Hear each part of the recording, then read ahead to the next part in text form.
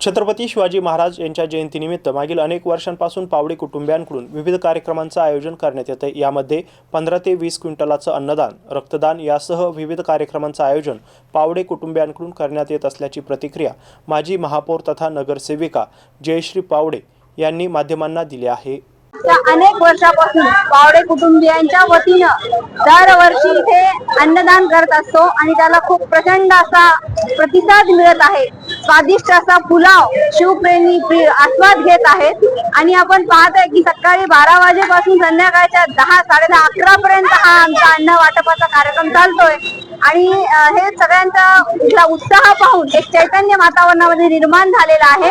यावर्षी त्यासोबतच आम्ही इथे रक्तदानाचं शिबिर पण ठेवलं होतं, त्याला प्रचंड असा प्रतिसाद मिळाला।